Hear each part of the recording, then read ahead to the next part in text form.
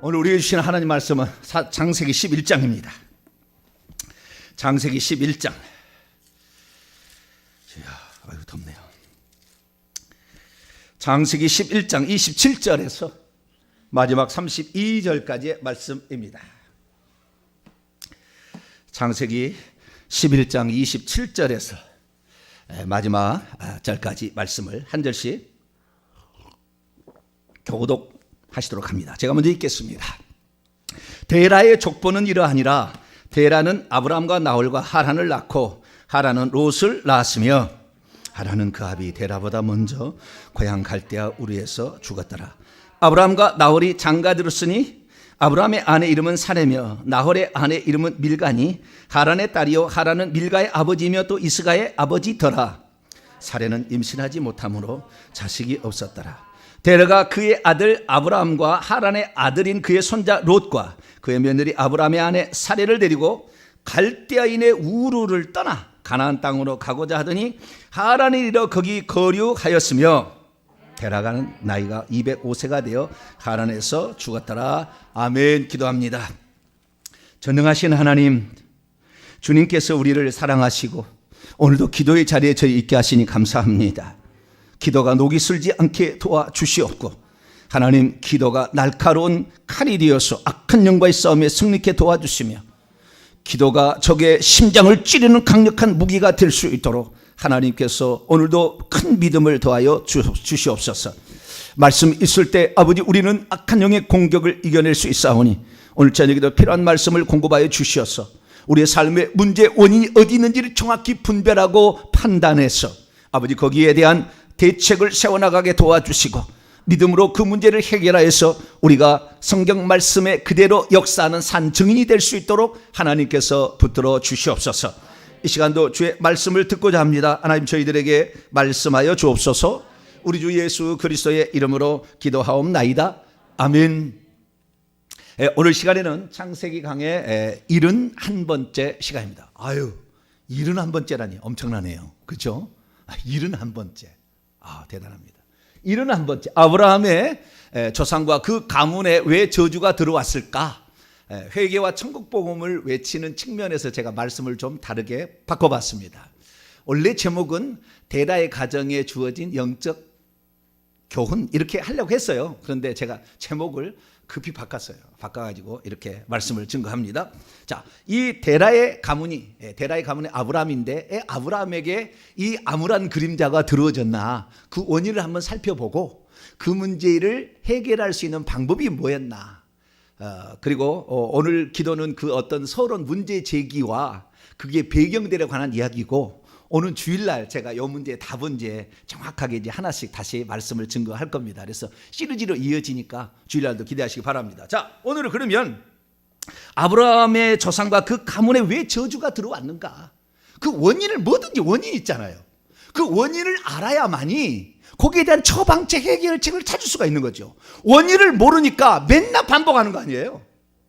그 원인을 알았으면 그 원인을 제거해버리면 두 번 다시 그 일을 안 겪는데 축복이라면은 그 축복의 루트가 어떤지 알아야 되고 저주라면 그 저주의 루트가 어떻게 들어왔는지 알아야 다시는 이 저주가 안 도도록 했을 것이고 축복은 더 축복을 받을 수 있도록 했어야 되는데 그 원리 원칙을 모르니까 우리가 부지런히 살아도 다시 다람쥐 쳇바퀴 원래 그대로 돌아가서 다시 원시인이 되는 거죠. 원시인이 다시 되는 거, 다시 시작하는 그런 불상사가 우리에게 발생하는 것입니다.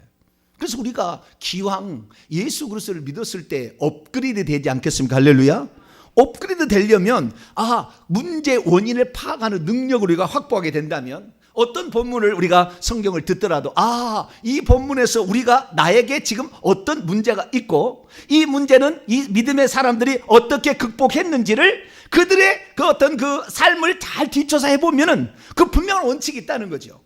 그래서 그 원칙을 우리가 오늘날 우리에게 대입하면은 우리도 당연히 공식이죠. 그 공식에 의해서 우리가 답이 나오니까 우리도 그런 답을 찾아갈 수 있겠다는 것입니다. 그래서 오늘 제가 이 데라의 족보에 관한 부분이죠. 데라의 족보는 이러하니라. 이 사실 데라의 족보에 관한 이야기입니다. 오늘 데라의 족보에 관한 이야기인데 이 데라의 족보에 나오는 엄청난 저주들이 있어요.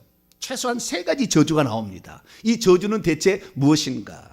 그리고 이 저주는 왜 생겼는가? 그리고 하나님께서 이 저주를 없애기 위해서 아브라함을 불러내시기 시작하는데, 아브라함은 이 문제를 어떻게 극복했는가? 이것은 오늘 설교까지 다 나오지는 않겠지만 그것까지 우리가 이제 생각하면서 이 말씀을 듣게 된다면 오늘도 엄청난 보화의 말씀이 여러분의 것이 될 줄로 믿습니다. 자, 그러면 이 데라의 족보 가운데 우리가 기본적으로 알아야 될 이 생각을 바꿔야 될 게 하나가 있는데, 그건 뭐냐면 아브라함이 데라의 장자인가라는 질문을 우리가 먼저 던져봐야 돼요. 우리는 보통 다 그렇게 알고 있는데 우리의 생각을 좀 내려놔야 됩니다. 우리는 성경대로 믿어야 되는 거예요. 이 성경대로 믿어야 되는데, 성경대로 믿지 못하게는 아니겠지만 성경대로 믿기 어렵게 된 이유가 번역을 잘못한 것도 있다 그 말이에요. 원문에는 그렇게 안 나왔는데, 히브리의 원문에는 그렇게 안 나왔는데, 헬라어도 저는 뭐 헬라어 전공자입니다만은 이 헬라어로 그렇게 나오지 않았는데 이 번역한 사람이 자기가 기본적인 틀을 딱 가지고 있어가지고 당연히 아브라함은 데라의 장자다 이렇게 생각을 하고 이 성경을 번역을 하니까 꼭 장자인 것처럼 번역이 된다 그 말이죠. 네. 그래서 이 60년의 오차가 생겨버려요. 60년의 오차가. 그런데 거의 모든 99.999%가 다 이것을 다 지금 잘못 풀어놨어요. 이것이 그러니까 아브라함이 데라의 장자가 아니고 셋째 아들이었다라고 아는 사람은 많잖아요. 전부 데라의 아들이 장자가 아브라함이었다 이렇게 알고 있는데, 그것부터 우리가 고쳐야 돼요. 이걸 알아야만이 아브라함의 이 가정에 임한 저주가 무엇인지를 좀 더 분명하게 알 수가 있어요. 분명히 알 수가 있고, 그 다음에 그것을 하나님께서 풀어가는데 왜 아브라함을 들어 쓰셨을까까지 이제 이렇게 나아가는 거니까 이 문제를 먼저 살펴보기를 원합니다. 자, 그러면 먼저 성경에 나와 있는 것으로 우선 보도록 합니다. 27절 앞절부터 나오기 시작하는데요. 26절을 한번 읽어볼까요? 시작. 데라는 70세에 아브라함과 나홀과 하란을 낳았더라. 자, 누구를 낳았다고요? 아브라함과 나홀과 하란을 낳았대요.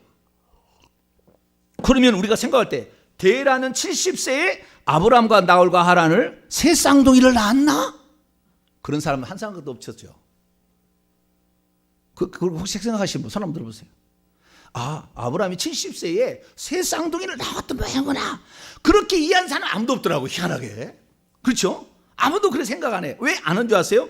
27절부터 그 배경이 나옵니다. 설명이 나오기 때문에 그래요. 설명을 우리가 알고 있잖아요. 무슨 밀가가 나오고 이스가가 나오고 무슨 롯이 나오고 뭐 나와서 쌍둥이는 아니었어. 결혼이 시기가 틀려. 아시겠죠? 그러니까 그건 아니었을 거라 생각합니다 지금. 그런데 문제는 뭐냐? 70세에 아브라함과 나홀과 하란을 낳았으니까 70세에 아브라함을 낳고, 그 다음에 좀 뒤에다 나홀을 낳고, 그 다음 좀 뒤에 하란을 낳았으려니 생각을 그냥 그렇게 하는 거죠. 근데 그 다음 구절도 거의 비슷해요. 27절도 읽어봅니다. 시작. 데라의 족보는 이러하니라.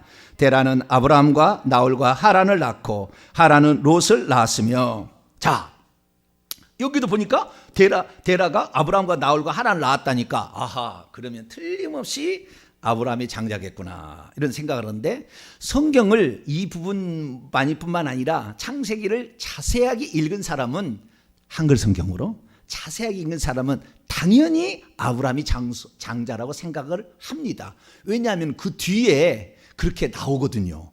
자, 창세기 24장을 넘어가 볼까요? 나중에 이제 또 다 배우겠지만 24장을 한번 봅시다. 자, 24장 15절을 보겠습니다. 24장 15절.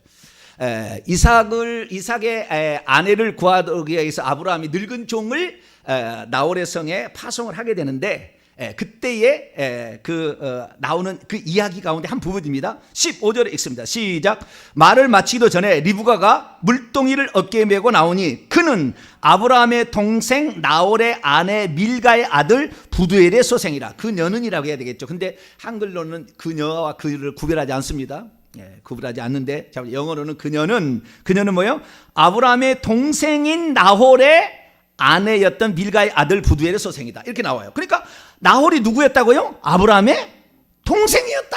이것을 이제 항상 생각하니까 아브라함과 나홀과 하란을 낳았다. 그런데 나홀이 아브라함의 동생이었다. 그럼 당연히 아브라함은 당연히 장자겠구나 생각이 머리에 팍 들 거 아닙니까? 한 번만 나왔으면 그러니까 세 번. 몇 번이요? 세 번, 3-4번을 그렇게 얘기하고 있어요. 자, 27절을 볼까요? 또 24장 27절. 시작. 이르되 나의 주인 아브라함의 하나님 여호와를 찬송하나이다. 나의 주인에게 주의 사랑과 성실을 그치지 아니하여 싸우며 여호와께서 길에서 나를 인도하사 내 주인의 동생 집에 이르게 하셨나이다 하니라. 거기만요. 또 뒤에 봅니다. 뒤에 또 어디 48절 24장 48절 읽습니다. 시작. 내 주인 아브라함의 하나님 여호와께서 나를 바른 길로 인도하사 나의 주인의 동생의 딸을 그의 아들을 위하여 택하게 하셨으므로 내가 머리를 숙여 그에게 경배하고 찬송하였나이다. 동생이라고 했잖아요. 이 동생이란 말을 히브리어 보면 아흐 돼 있어요. 아흐. 그럼 아흐는 뭐냐? 우리나라에서는 형하고 동생이 분명하잖아요, 말이. 그런데 영어로 말하면 브라더예요. 그럼 브라더면 형입니까? 동생입니까? 알 수 없어요. 문맥과 그 상황을 봐야 돼요. 브라더라고 하는데 브라더란 말이 형도 될 수 있고 동생도 될 수 있다고요. 형제를 지칭하는 용어니까. 그러니까 영어하고 똑같은 거예요. 아흐란 말은 브라더예요. 그러니까 형제라고 해야지 이것을 동생이라고 해. 왜 그랬을까요? 이미 이 성경을 번역한 사람이 마음에 생각할 때 아브라함과 나홀과 하란이 있었다. 아, 그러면 당연히 아브라함의 동생이 나홀이겠다. 이 생각을 가지고 있었다 그 말이에요. 그리고 옛날 때부터 미국은 모시고 독일이가 다 아브라함을 장자로 생각해서 이렇게 그 주석이 나오고 다 나오니까 당연히 그런 식으로 이제 생각하는 거죠. 그런데 그게 아니라는 것이 금방 들통이 나요.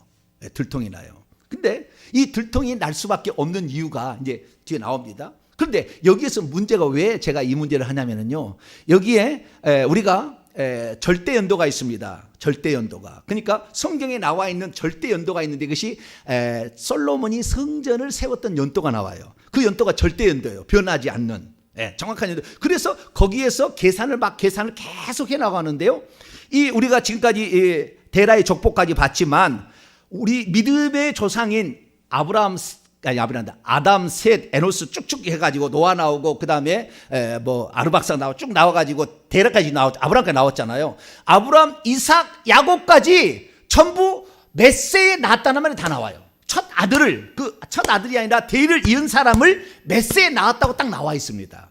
그러나 곁가지는 그냥 그거 안 나옵니다. 메세에 낳았다는 말도 안 나오고 나이도 안 나오는데 그 믿음의 족보, 다시 말해서 오늘날의 이스라엘 그리고 예수님을 낳게 했던 그 민족의 족보는 메세의 그 믿음의 계보를 이을 꼭 장자는 아닐 수 있어요. 아르박삭도 아니었고 아브라함도 아닙니다.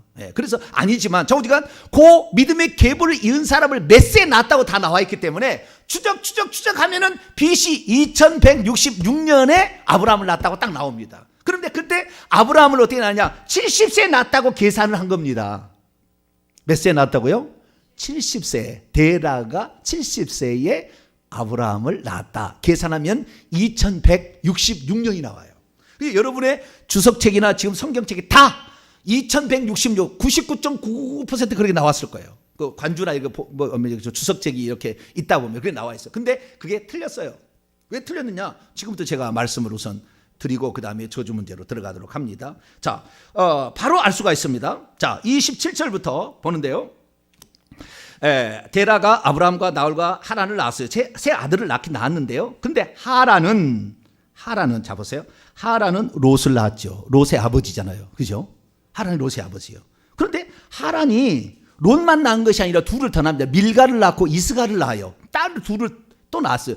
딸이 먼저였는지 롯이 뒤였는지는 확실하지 않아요. 그런데 먼저 낳았을 개연성이 너무 많습니다. 이 딸들이. 그런데 아들 중심으로 기록이 되었고 그 아들의 결혼에 여자를 대입하다가 보니까 이름이 나왔기 때문에 늦게 나온 것처럼 생각이 되지만 계산해보면 절대 그렇게 나올 수가 없어요. 좀 이따 얘기하겠습니다. 계산해보면 먼저 낳는 누나예요. 롯의 누나들 둘이가 밀가와 이스가입니다. 자, 볼까요? 28절.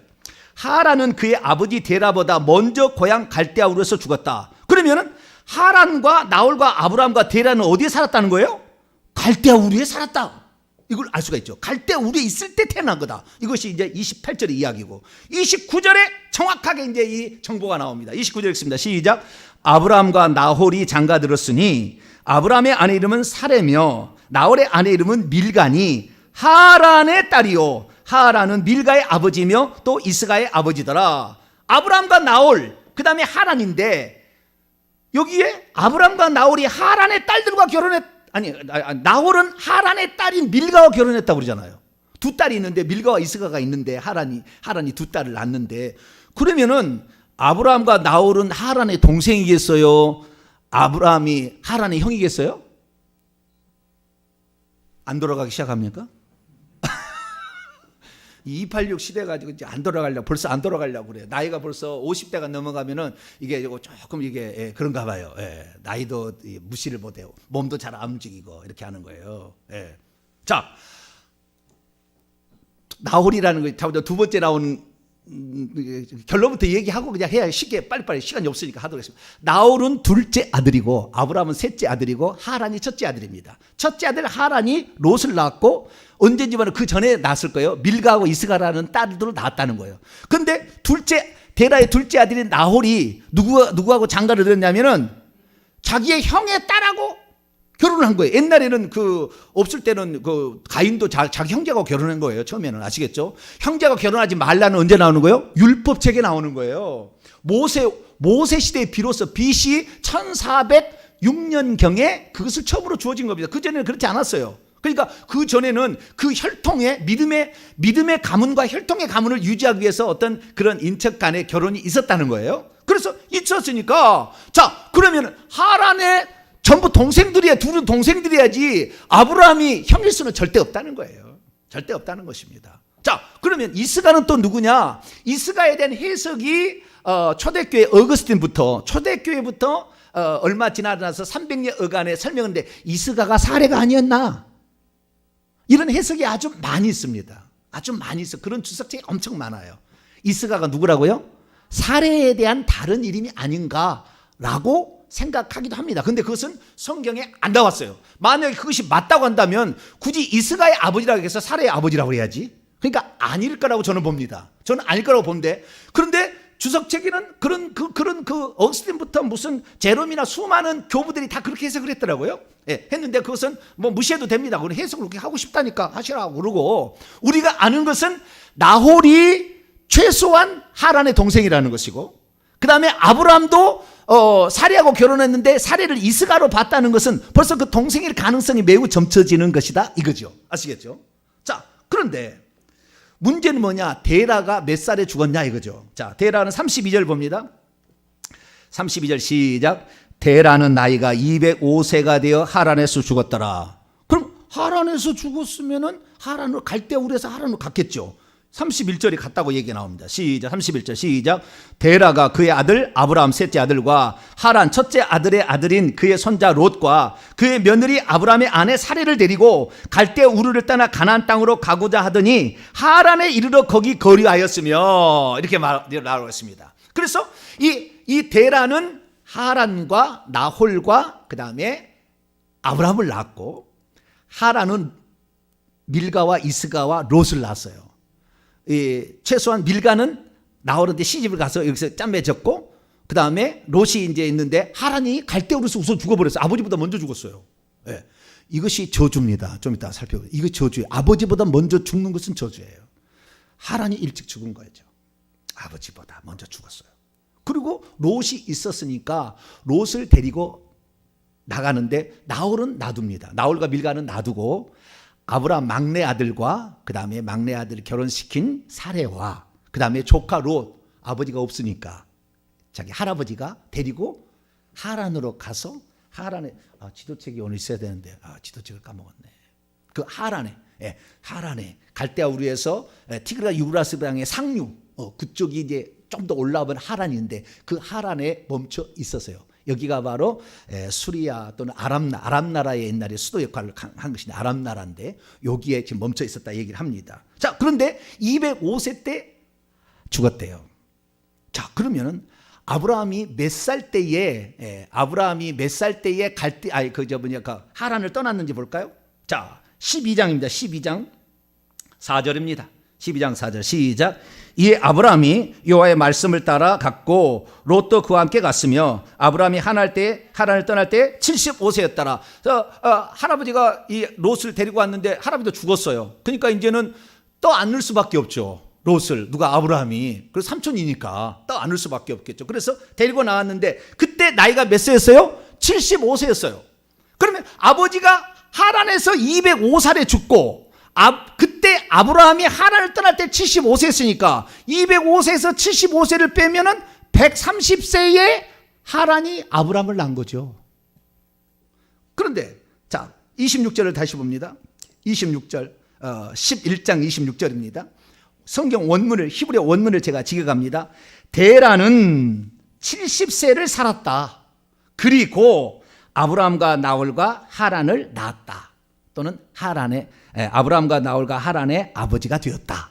원래는 아버지가 되었다 이렇게 표현해야 비같으니 맞습니다. 배우보다는. 그런데 자 우리가 아브라함과 나홀과 하란을 70세에 낳은 게 아니라 70세를 살고 그리고 그 다음에 자식을 낳았다 그 말이에요. 그런데 계산을 해보게 되면은 아브라함은 데라에 130세에 낳았으니까 맨 마지막일 수밖에 없죠. 맨 마지막이 막내일 수밖에 없다고요. 그러니까 아브라함은 데라의 셋째 아들 막내 아들이었다라고 우리가 판정을 내릴 수가 있습니다. 아시겠죠? 내릴 수가 있고 그 다음에 나홀은 나중에 이제 합류를 하게 되는데 시간이 많이 지나가는 관계로 다 생략을 하게 되고 계산을 쭉쭉 해보게 되면은 데라는 130세에 70부터 첫째 아들 70세에 데라를 낳게 되고 나홀은 120세에 낳게 되고요. 50살 관계에 그 다음에 60년 지나서 130세에 아브라함을 낳습니다. 데라가. 이렇게 해서 세 아들 낳은 것이 모든 성경의 기록을 다 종합해보면 딱 맞아 떨어져요. 그래서 그렇게 정리를 하도록 하겠습니다. 그런데 그럼에도 불구하고 우리가 잘못 알고 있는 것은 옛날 사람이 그렇게 해석을 해왔고 또한 그 한글 성경도 번역을 그렇게 해왔기 때문에 우리는 무심코 읽다가 그냥 그렇게 변했는데 아브라함은 그게 아니라는 거. 그런데 그러면 왜 아브라함을 맨 앞에 세웠겠느니까 이것은 이 성경의 기록 원칙은요 믿음의 계보가 더 원칙입니다. 혈통의 계보보다는 믿음의 계보가 원칙이에요. 그래서 아브라함도 이스마엘과 이삭을 낳지만 믿음의 계보를 잊지 못한 이스마엘은 떨어져 나가고 이삭이 계보를 잊게 되는 것고 이삭이 에서와 야곱을 낳는데 에서가 떨어져 나가. 이것은 쌍둥이 형제인데 불구하고 떨어져 나갈 때 그때 이거 떨어져 나가고 야곱이 거기에 들지 믿음의 계보를 더 원칙으로 합니다. 그렇기 때문에 원칙을 알 수가 있어요. 자 역대상을 봅니다. 역대상에는 그러면 데라가 누구를 낳았다고 이렇게 돼 있을까요? 자, 역대상을 봅니다. 역대상 1장을 볼까요? 역대상 1장 24절에서 27절입니다. 24절에서 27절 읽습니다. 시작. 셈, 아르박사, 셀라, 에벨, 벨렉, 루, 수룩, 나홀, 데라, 아브라함. 곧 아브라함은 조상들이요. 그러니까 조상들은 데라 다음에 누구만 써요? 나홀과 하란은 나오지도 않아요. 그러니까 믿음의 계보를 중심으로 썼다. 이렇게 이해하시면. 그러니까 데라가 아브라함만 낳은 게 아니잖아요. 더 낳았다고 창세기에 나오지만 이 역사는 믿음의 계보를 쓰고 있다는 겁니다. 정리를 해서 제가 도표로 좀 보겠습니다. 자, 여러분 잘 보시는지 모르지만 맨 밑에를 보시면 아담의 20대선 아브라함이 기존에는 66년에 태어났을 거라고 하지만 60살을 빼야 됩니다. 70세가 아닌 130세에 태어났으니까. 그래서 2106년에서 1931년까지 했는데 175살을 살았습니다. 그리고 그의 아버지 데라는 BC 2236년에 살아가지고 2031년까지 205살을 살았어요. 여기 이제 계보입니다. 계보인데요. 그 아브라함의 조부였던 나홀을 보세요. 나홀을 보게 되면 나홀의 나이가 몇 살 사는 거예요? 가장 적게 살았어요. 현격하게 떨어집니다. 다른 사람보다. 아브라함의 할아버지가 현격하게 나이가 떨어져요. 이것이 바로 저주하고 이제 관련이 있는 겁니다. 자, 지금까지 우리가 살펴본 바에 의하면 우리가 이 나이를 한번 봐야 되는데 이 아브라함 가문에 무슨 저주가 있었길래 아브라함은 100세가 되도록 자식을 못 낳았을까? 왜 데라는 자식이 먼저 죽었을까? 왜 그의 할아버지는 그렇게 단명해서 죽어갔을까? 이런 모든 원인들이 이제 서서히 여기서 밝혀지기 시작합니다. 자, 여기서 찬찬히 보세요. 저 맨 왼쪽을 보게 되면 노아의 홍수 이후에 노아의 아들 아르박삭, 셋째 아들입니다. 이거 믿음의 계보예요. 엘람, 아수르 아르박사신데 셋째 아들인데도 이거 믿음의 교회 보니까 아르박사의 장자처럼 기록이 돼요. 장자인데 그때 첫 번째 자식을 낳을 때 몇 살에 낳은지가 나와요. 자, 35세, 그 다음에 30세, 34세, 30세, 32세, 30세. 그 다음에 나홀이 데라를 몇 세요? 29세에 낳았어요. 그러면은 아까 데라는 70세에 하란을 낳았다겠죠. 120세에 나홀을 낳고 130세에 아브라함을 낳았죠. 그러면 왜 자식을 낳지 못하고 70세까지 계속 저렇게, 그 조상들은 거의 9대가 계속해서 30세 이쪽 근방에서 다 자식을 낳았는데 이 데라만큼은 그 자식을 낳지 못하고 늦게 낳았는가? 이것을 우리는 한 번쯤은 생각을 해봐야 되는 거죠. 똑같지 않으니까. 이 경륜을 똑같이 봐야 되니까. 그러면 이것의 원인을 우리가 살펴야 되는 것입니다. 그래서 제가 그 원인을 살피게 되는데요. 자, 원인을 그러면 지금부터 말씀을 드리도록 하겠습니다. 왜 아브라함은 결혼했는데도 자식을 못 낳았을까? 하나님이 태문을 닫아버렸잖아요. 하나님이 열어주지 않았던 못 낳을 뻔했잖아요. 사례는 아들을 둘 낳나요? 하나밖에 못 낳았어요. 그 하나님 딱 열어주는 그 순간에만 기적적으로 낳은 거죠. 못 낳았어요. 자, 그러면 왜 자식을 못 낳았을까? 데라의 그 아들은 왜 첫째 아들은 그렇게 일찍 죽어야 했는가? 그리고 데라의 아버지인 나홀은 왜 이렇게 단명했는가? 다른 사람보다 현격하게 단명하고서 죽었거든요. 그러니까 사람이 일찍 죽는 거 이것은 분명히 축복이 아닙니다. 축복이 아니에요. 이것은 분명히 자기 자식이 먼저 죽는 것은 불효 중에 불효예요. 그래 이것도 일종의 저주인 것이죠. 그래서 그게 저주. 그리고 자식을 낳지 못하는 것도 저주입니다. 자식을 당연히 낳아야지. 근데 자식을 낳지 못하는 것도 태를 닫아버린 거 아니에요? 그것도 일종의 오늘날 보게 하면 저주인 것이죠. 뿐만 아니라 나중에 이 아브라함과 이삭과 야곱은 3대 부자가요. 손자까지가 늘 거짓말하고 삽니다. 거짓말하고 살아. 자기 부인을 마누라를 뭐 여동생이라고 그랬나? 그렇죠? 네. 여동생이라고 속이고 마누라고 하지 않고 지 살겠다고 목숨 살겠다고 찌질이라고 그래요. 그것을 뭐라고요? 남자가 조금 뭘 떼어버리라고 그러잖아요. 우리 어른들이 그러려면 찌질이었다는 거예요. 아브라함, 이삭, 야곱이. 그리고 왜 그렇게 비굴한 이런 삶을 살았을까? 거짓말하며 살았을까? 한번 좀 생각해 봐야 돼요. 그래서 그 저주의 원인들을 살펴보는데 첫째, 일찍 죽고 단명하는 것은 범죄로 말미암은 결과였음이 이전의 설교에 계속 제가 얘기를 했어요. 노아가 절반 정도, 노아 시대부터 생명이 절반이 다축된 것은 노아 이전의 사람들이 창세기 6장에 엄청난 죄를 범했기 때문에. 그 다음에 노아 이후로 그래도 400살, 노아 이전을 보게 되면 오른쪽 보세요. 노아 이전에는 600세에서 에벨까지 빨간색으로 칠한 에벨 때까지는 460, 그때는 400살, 600살 고금박이 살았잖아요. 그런데 벨렉 때부터 200대로 뚝 떨어집니다. 그 벨렉 때가 뭐냐? 이 벨렉 때에 바벨탑 사건이 있었어요. 하나님을 반역하는, 그래서 자기의 이름을 세우고 하나님께 도전하는 일을 니므롯을 통하여 함의 자손 니므롯을 통하여 있었는데, 그러자 또 그것이 급격히 나이가 줄어드는 거죠. 그러면 148세였던 이 나홀은 왜 그랬는가? 이 사람이 엄청난 죄악에 가담했을 가능성이 매우 높은 거죠. 그동안의 모든 사례를 보게 되면. 그래서 죄로 말미암아 생명은 단축됩니다. 그래서 네 부모를 공경하라 그러면 네가 땅에서 잘되고 장수하리라. 십계명이 그렇게 나와 있다고요. 그러니까 장수하지 못하고 죽었다는 것을 뭘 말해주는 겁니까? 결국에 죄를 범했다는 거죠. 그러면 죄를 범했는데 데라는 어디에서 있었다고요? 갈대아 우르에 있었다라는 겁니다. 그 조상부터 계속 거기 있었겠죠. 갈대아 우르를. 그러니까 갈대아 우르는 아르박삭부터 시작돼서 계속 갈대아 우르에 있었어요. 그 중에서 에벨만 떠났습니다. 떠났어요. 왜? 나는 죄악에 동참하지 않겠다. 니므롯의 반역에 동참하지 않겠다. 악인의 무리에 들어가지 않겠다. 여러분이 경건하게 살기 위해서는 악한 자들로부터 떠나야 되고, 그 악한 자의 핵심은 마귀입니다. 그럴 때는 마귀로부터 떠나야 되고 죄와 피해까지 싸워야 여러분이 거룩한 자가 되는 것이고 천국 백성이 되는 것이지, 그하고 밥 먹듯이 같이 친구하자. 니므롯 그래 너는 이래 나는 이렇게 살겠다. 이렇게 같이 섞어 살면은 결국에 망하게 된다는 거죠.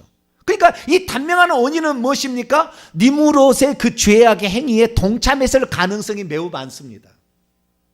그리고 여러분 잘 알다시피 제가 얘기했습니다만은 회개 시간을 통해 얘기했습니다만, 사람이 자식을 못 낳는 것은 무엇 때문이라겠죠? 무엇 때문이겠습니까?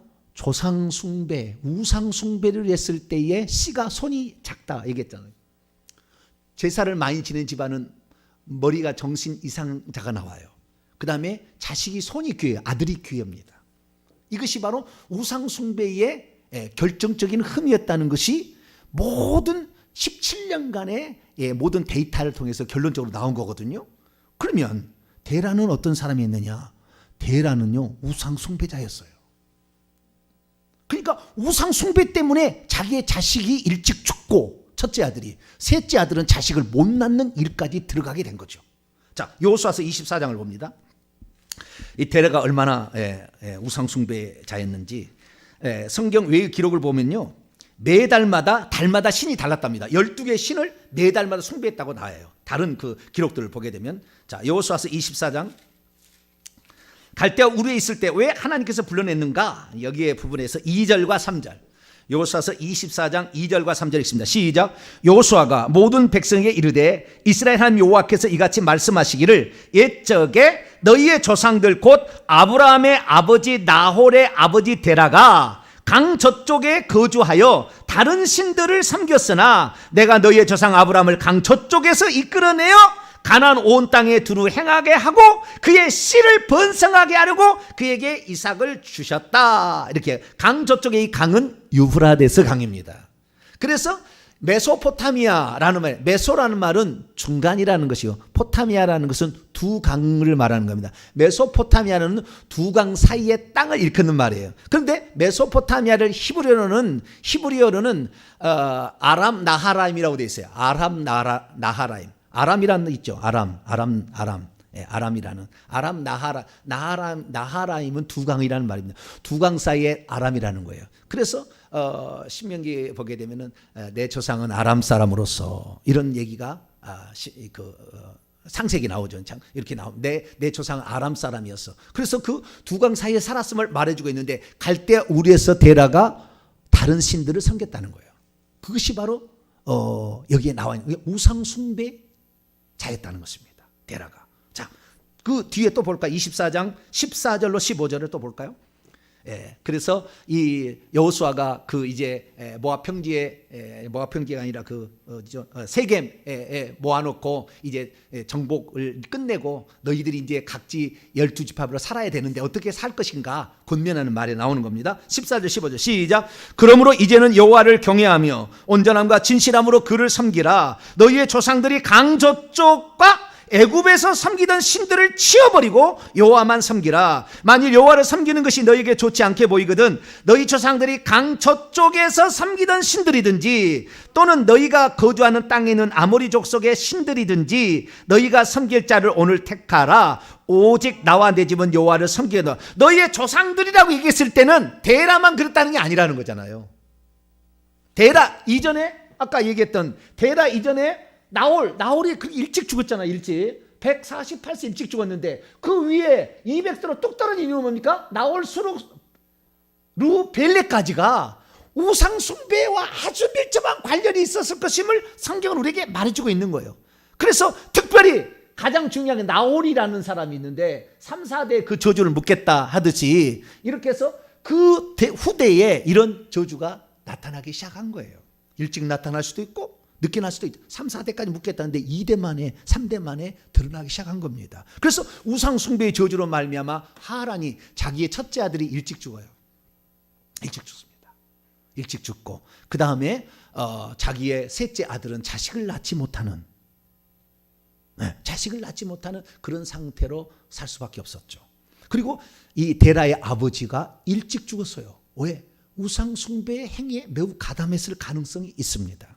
그런데 우상 숭배만이 아니었다는 것은 야살의 책을 보게 되면 이 데라가 우상 숭배만 한 것이 아니라 니무롯의 군대 장관의 오른팔을 했다고 나와요. 야살의 책에 그게 나옵니다. 그래서 야살의 책을 보면 조금 더 자세히 그것이 나오는데 이 갈대아 우르 시날 땅에 있으면서 결국에 이 셈의 족속들이 니므롯을 따라갑니다. 다 왕을 섬겨서 따라가는 거예요. 여러분 우리가 데라가 싸움을 잘하는 군대 장관이었다는 얘기를 한 번도 들어보지를 못했을 것이고 205살에 죽었구나 뭐 그런 것만 알고 있지 데라가 이 싸움 잘하는 장수였다는 저는 생각질 안 해봤는데 여러분 아브라함이 얼마나 싸움을 잘합니까? 나중에 배우겠지만 창세기 14장에 넘어가게 되면은 그때 시날의 그 4개 연합군을 318명을 데리고 와서 싹 죽여버립니다. 아브라함이 싹 죽여버려요. 그러니까 아브라함도 전쟁의 귀재였어요. 참 잘하는 사람이 안 해서 그런 거지. 안 해서 그런 거지. 했을 때 롯을 구출하기 위해서 가가지고 그들을 싹 이거 시날 땅에 그 사람들 싹 죽여버리잖아요. 아브라함이.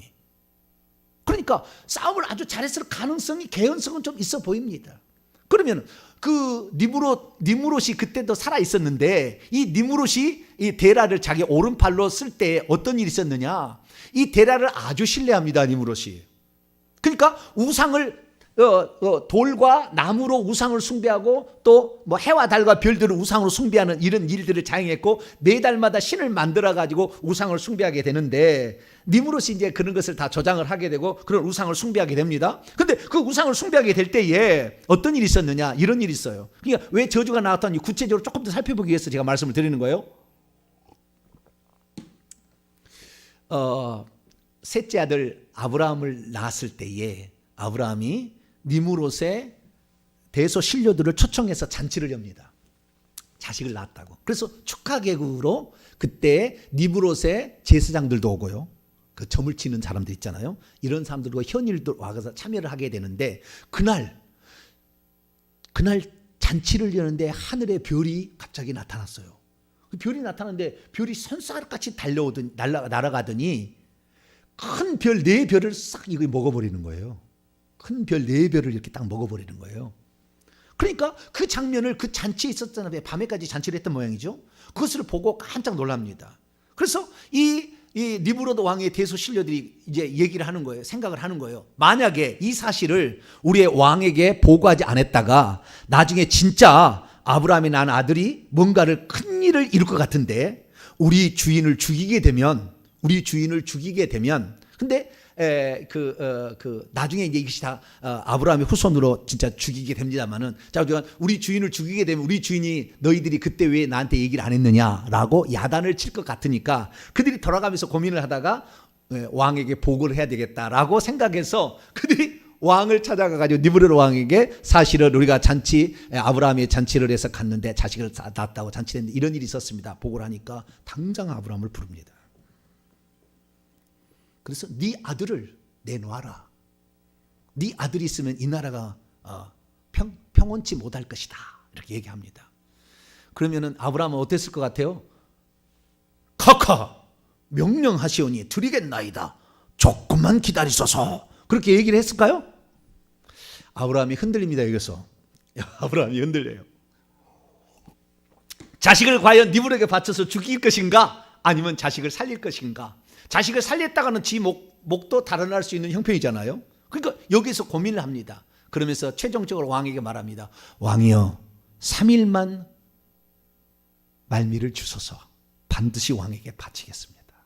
그러니까 뭐 3일 말미를 달라는데 뭐 앉을 수 없잖아요. 그래 3일 집에 돌아와서 가족들하고 상의를 합니다. 참의를 하는데 결국에 아브라함을 죽일 수 없다고 결론이 납니다. 그래서 아브라함을 피신을 시키는데 여기에는 그 야살의 책은 100% 오르는 건 아닙니다. 노아와 셈의 집에 보냅니다. 노아와 셈의 집에 아브라함을 일찌감치 보내요. 어린 그 태어난 얼마 되지 않은 얘를 그렇게 이제 보내는 거예요. 근데 노아는 안 맞아. 60년 오차를 해보면은 노아가 죽고 2년 뒤에 아브라함이 태어납니다.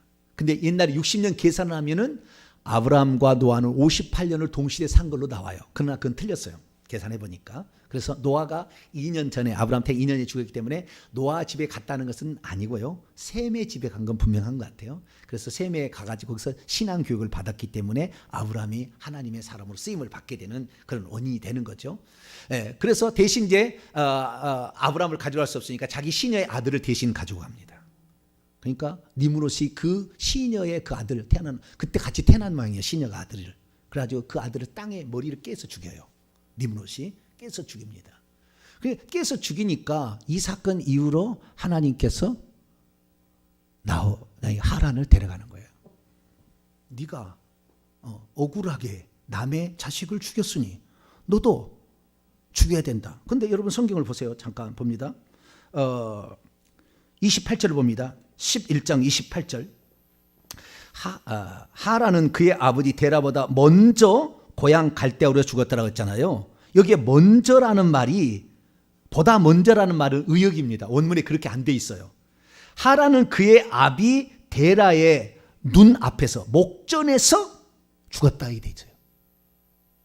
그러니까 그 하란이 어떻게 비참하게 죽었는지는 모르지만 그 아버지의 눈 앞에서 비참하게 죽은 것이 여기 성경 원문에는 나와 있습니다.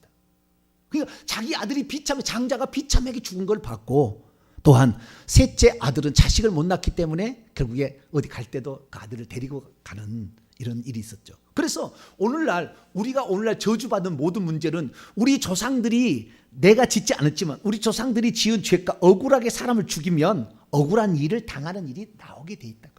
사람을 죽이게 되면 사람을 죽이는 일이 나와. 사람을 죽이면 자기 자식을 안 죽여 남을 죽였으니까 자기 자식 일찍 죽는 일, 자식을 못 낳는 일을 하나님께서 만들어 버리는 거죠.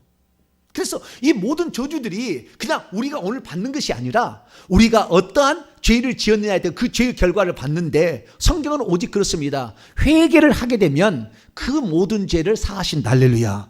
이것이 성경이에요. 그러니까 누군가가 후손이 그 벌을 받든지 아니면 회개해서 그 죄를 없애든지 둘 중에 하나가 있어야 되는 거예요. 그런데 예수 그리스도를 믿고도 자기가 예수 믿으면 모든 죄를 다 용서받았다 생각하지, 조상들이 지은 죄를 회개했나요? 안 했다 그 말이에요. 그러니까 예수 믿어도 오늘날에 불치병이 걸려 안병이 걸리고 자식이 일찍 죽기도 하고 다 그래요. 그것을 하나님께 원망하는데 그게 아니라고요. 회개를 안 해서 그런 거예요. 여러분들은 모든 죄를 회개해서, 조상들이 지은 죄까지 회개해서 여러분들의 모든 저주를 끊어내기를 축원합니다. 이 모든 저주가 그냥 온 게 아니라 반드시 그 조상 윗대 2대 3대 올라가면 거기에 있었다라는 것을 성경은 분명히 말해주고 있다는 거예요. 자기의 아들을 아니고 자기의 시녀의 아들을 가지고 이것이 아브라함이라고 얘기를 했던 그 거짓말했던 것이 그대로 살아남아서 아브라함도 거짓말하고 이삭도 거짓말하고 야곱도 거짓말하고, 야곱은 외삼촌 라반한테 얼마나 많이 당했습니까? 10번이나 거짓말로 다 당했잖아요. 나중에 그런 일을 당하는 거예요. 3, 4대 지나가니까 더 그런 일 어려움을 당하는 거죠. 그래서 결국에 자식이 일찍 죽거나 사람이 죽는 문제, 자식을 못 낳는 문제, 다 우상숭배와 남을 억울하게 죽인 죄, 이런 죄와 밀접한 관련이 있고, 조상들이 거짓말한 것이 뻥튀기가 돼서 나중에 후손들에게는 그것이 엄청나게 커진다라는 사실을 우리가 알고, 이 모든 것을 없애려면 그의 후손이 그 죄의 결과들이니까, 결과들로 귀신들이 와서 역사하는 거예요. 그러니까 혈통적이 아니라 귀신들이 이렇게 혈통으로 역사하는 거니까 우리가 대신 회개해서 우리 후손만큼은 자유롭게 살 수 있도록, 그런 저주 가운데 눌려서 처음부터 싹부터 어렵게 살지 말게 하고, 그들은 일한 대로, 수고한 대로, 공부한 대로, 기도한 대로 다 응답받을 수 있도록 그 저주를 풀어가는 복된 성도가 되기를 간절히 바랍니다. 걸어가시는 하나님 감사합니다. 오늘은 아브라함 가정에 두려운 그 저주가 어떻게 시작되었는가를 살펴보았습니다. 성경의 기록대로 아브라함은 셋째 아들이었지만 믿음의 가문을 이어받을 수밖에 없던 이유가 어디에 있었을까? 뿐만 아니라 그 아브라함 가문의 저주가 들어온 이유가 어디에 있는지 살펴보았는데, 혹시 우리 가문에 있다면 우리가 대신 회개 잘하여서 하나님 이 모든 저주로부터 완전히 해방받게 도와 주옵소서. 우리 주 예수 그리스도의 이름으로 기도하옵나이다.